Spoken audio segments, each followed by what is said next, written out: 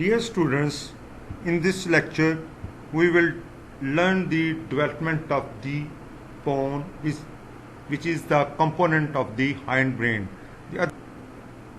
The pons develops from the rostral part of the rhombencephalon vesicle, which is called the metencephalon. The walls of the metencephalon not only forms the pons, but it also, especially its dorsal part of the alar plate also forms the cerebellum.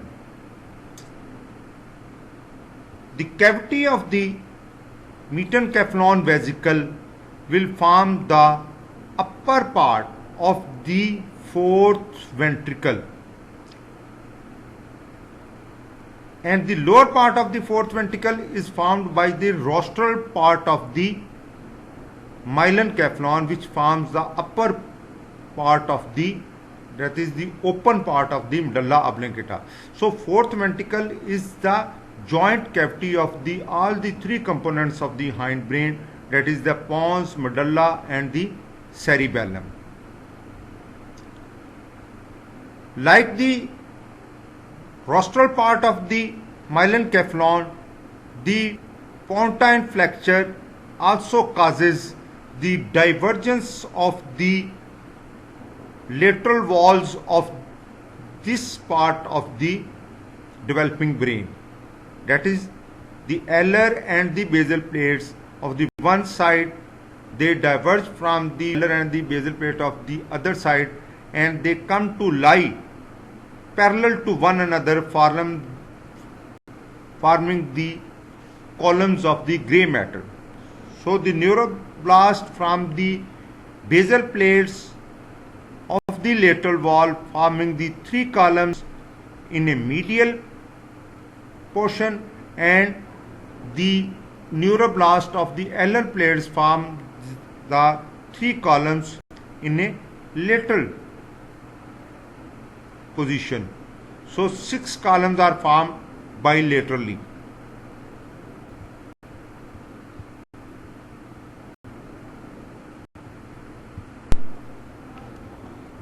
Dear students, we can divide the pons into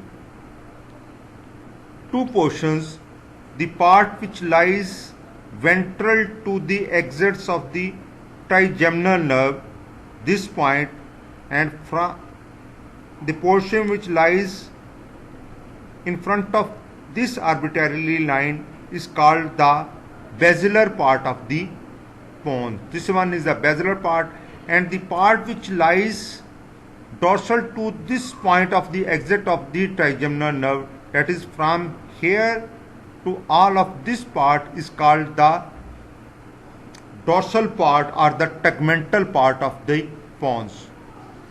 Both have different embryological bases. The basilar part develops from the marginal layer of the basal plates.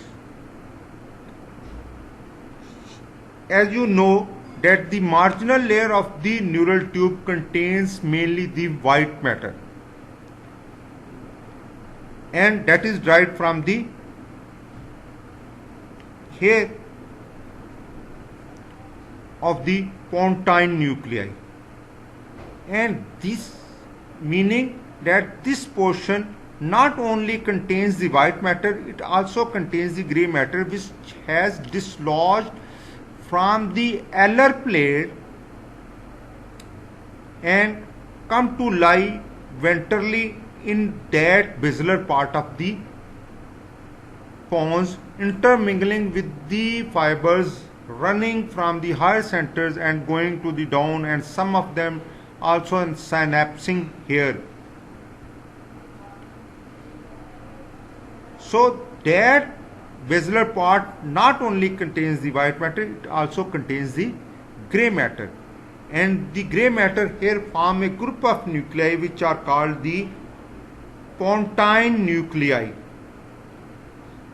and the fibers which are associated with these pontine nuclei are the corticopontine fibers, which arises from the cerebral cortex and come to lie down, traveling through the midbrain and reaching here and making synapses with these pontine nuclei. And then from these pontine nuclei, fibers arises with the name of the pontocerebellar fibers.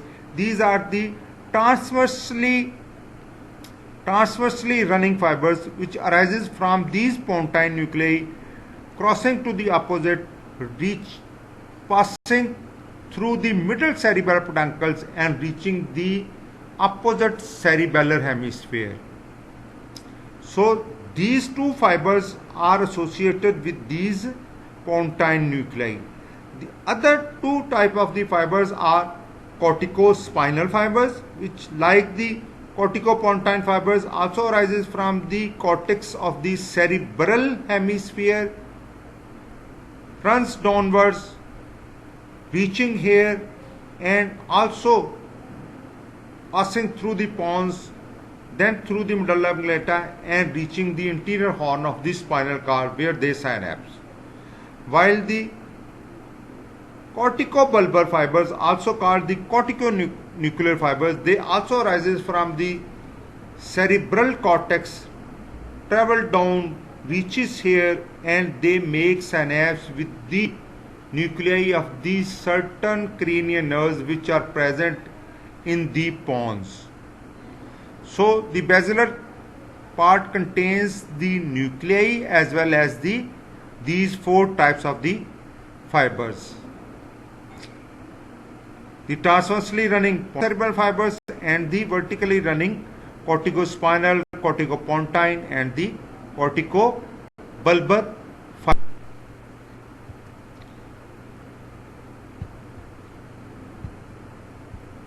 Dear students,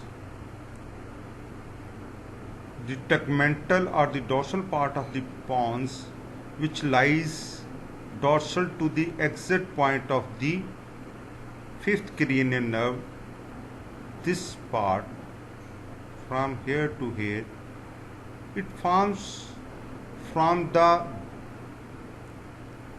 neuroblast of the basal and the lateral plates of the lateral walls of the neural tube. As in case of the medulla oblongata, due to the pontine flexure, there is a divergence of the lateral walls, due to which the neuroblasts of the alar plate come to lie lateral to the column formed by the basal plates. These are the columns formed by the basal plates, and these are the columns formed by the neuroblasts of the alar plates.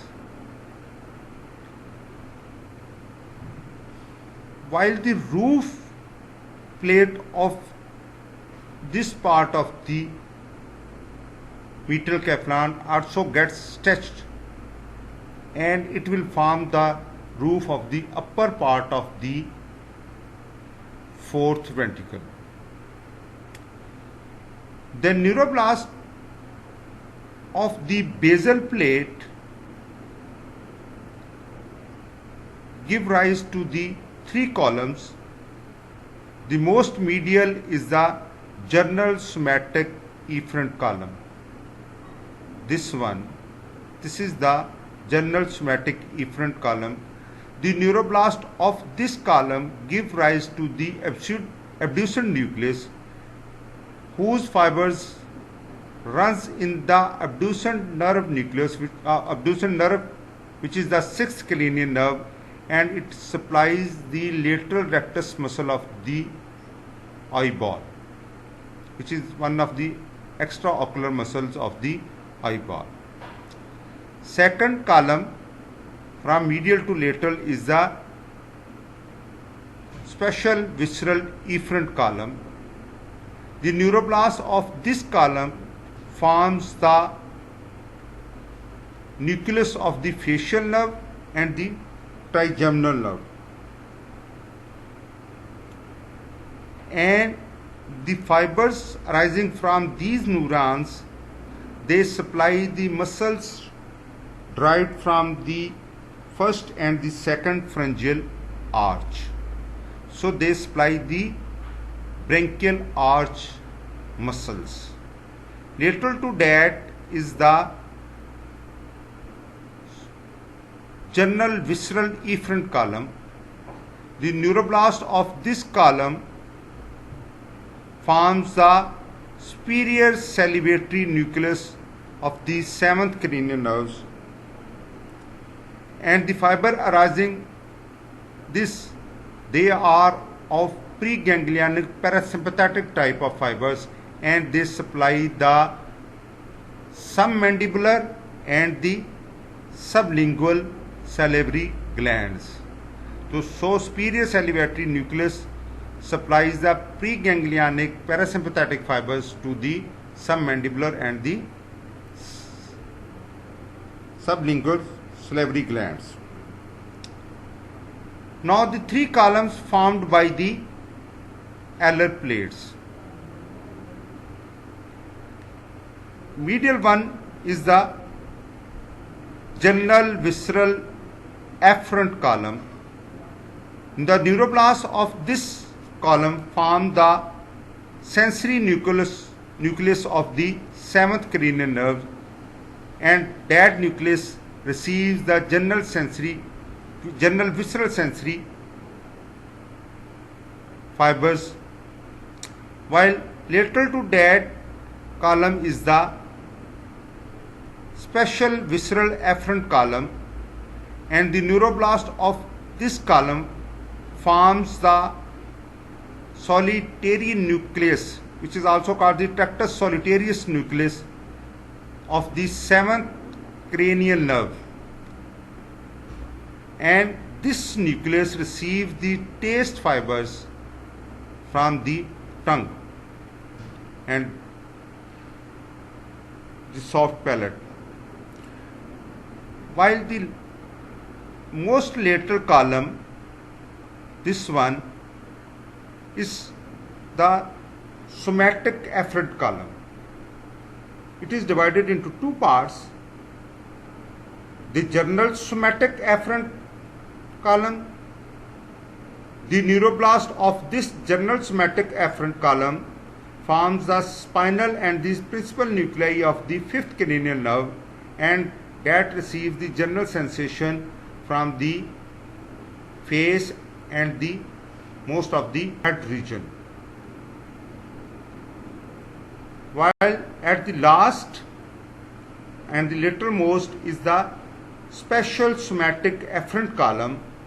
The neuroblast of this column forms the cochlear and the vestibular nuclei of the vestibulocochlear nerve, which is the eighth cranial nerve, and that nucleus receives this sensation related to the hearing and the equilibrium. With this, we end the development of the pons. In the next lecture, inshallah, we will discuss the development of the cerebellum.